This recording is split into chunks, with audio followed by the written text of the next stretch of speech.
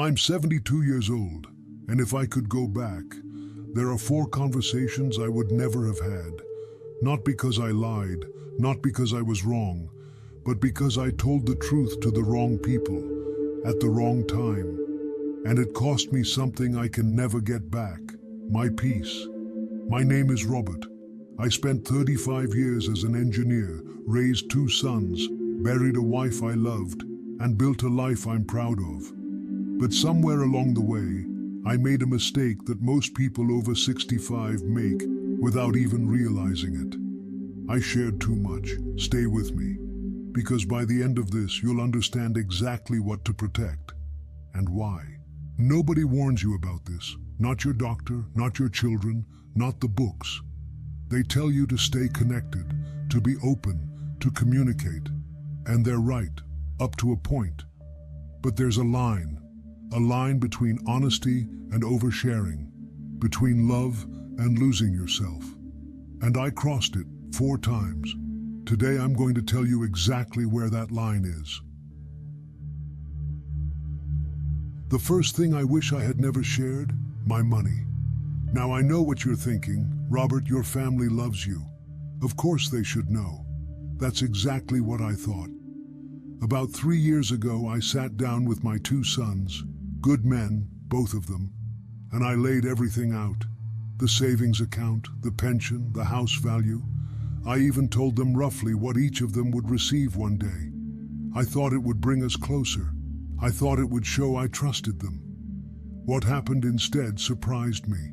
Within a month, the questions started. Dad, are you sure you need such a big house? Dad, wouldn't it make more sense to move closer to us? One of them even suggested I let him help manage my finances, just to take the burden off me, he said. They weren't being greedy. I want to be clear about that. They loved me. But once the numbers were out there, once they knew, everything changed. Suddenly, every decision I made felt like it needed their approval. A new recliner chair. That seems expensive, Dad. A trip to visit an old friend. Should you really be spending that right now? I wasn't living my life anymore. I was justifying it. Here's what I've learned. Privacy is not secrecy. You don't owe your family a bank statement. You've worked decades for that money. You've sacrificed things they'll never know about. Have a will. Have a power of attorney. Have your legal affairs in order. Absolutely. But the details, keep them close. Because the moment money enters the room, the dynamic shifts. Sometimes slowly, sometimes overnight. And once that door is open, it's nearly impossible to close. The financial lesson was hard, but the second thing I shared, that one cut deeper, because it came from a place of love, and I never saw it coming. I'm 72. My knees ache on cold mornings. My sleep isn't always perfect.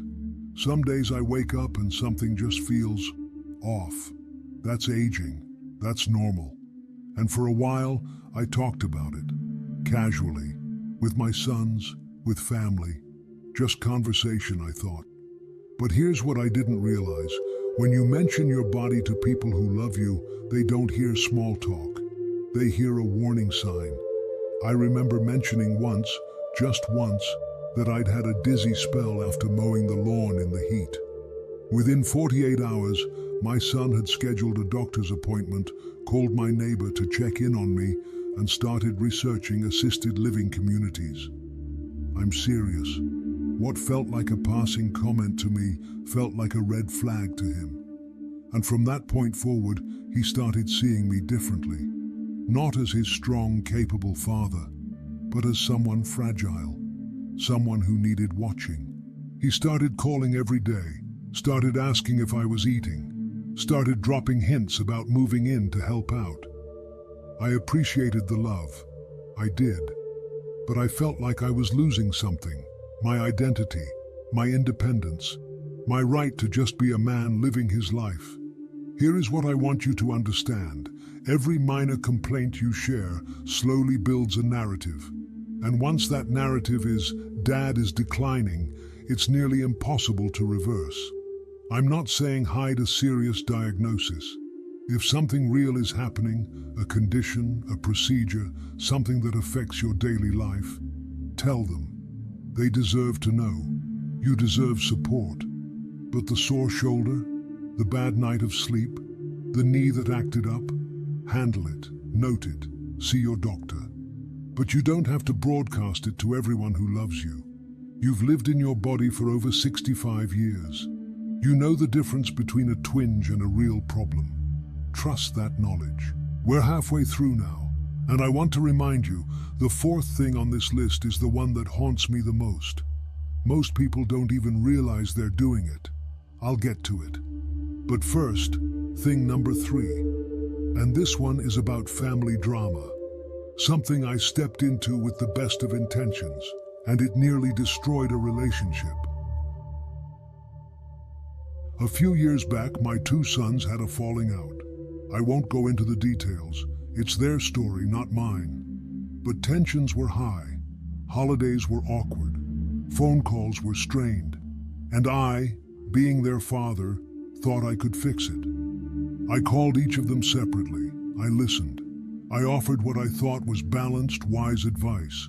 I said things like, I understand how you feel, but maybe consider his perspective. I thought I was being a peacemaker. What I actually did was become the villain in both their stories. One son felt I was defending the other. The other felt I was minimizing his pain. Suddenly, both of them were slightly cold toward me. And the argument between them? It continued for another year, but now when they fought, my name came up. I had inserted myself into something that wasn't mine to fix. And in doing so, I became part of the problem. Here's the lesson I carry now. You don't have to attend every argument you're invited to. You can love your children completely and still say, I trust you both to work this out. You can care deeply about your grandchildren and still stay out of a disagreement between their parents. Silence, real, deliberate, loving silence, is not weakness, it is wisdom. It is the hardest thing to practice and the most powerful gift you can give. Because at this stage of life, your peace is precious.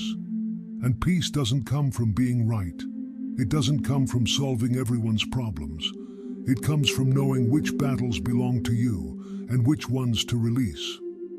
But here is the thing that surprised me most. The fourth mistake I made wasn't about money.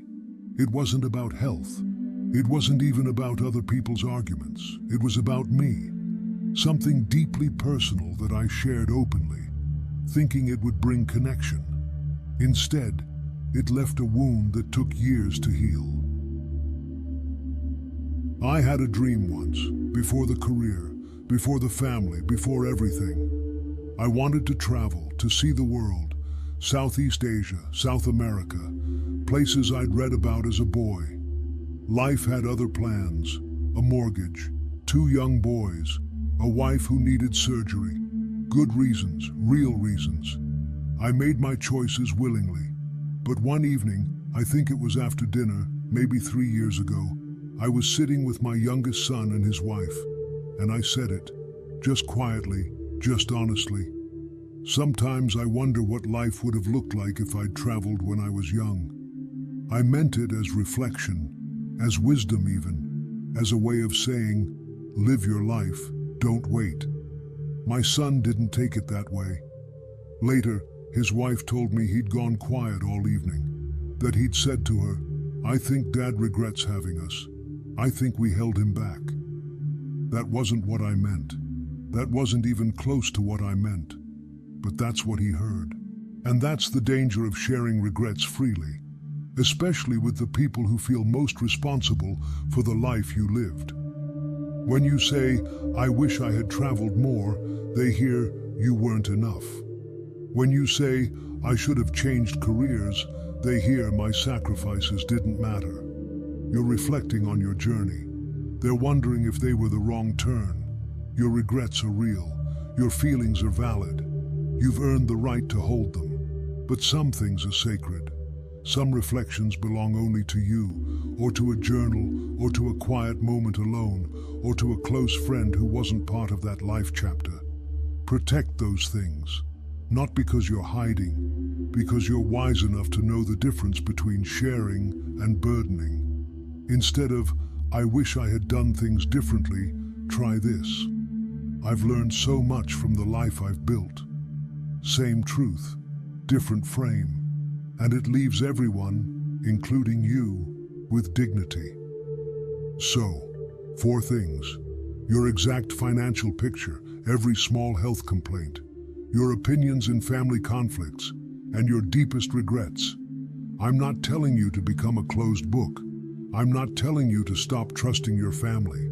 I'm telling you this. At 72, I've learned that peace is not found by sharing everything. It's found by knowing what to protect. You've spent a lifetime giving, your time, your energy, your love, your wisdom. You've earned the right to hold some things close now. Your money is yours, your body is yours, your inner life is yours. Choose wisely what you share. Choose even more wisely with whom. Because the people who truly love you, they don't need access to everything to love you well. If something in this video stayed with you, if you've made one of these mistakes, or you're realizing you're in the middle of one right now, tell me in the comments. I read everyone. And if you know someone over 65 who needs to hear this today, share this with them. Not as a warning, as a gift. Take care of your peace. You've earned it.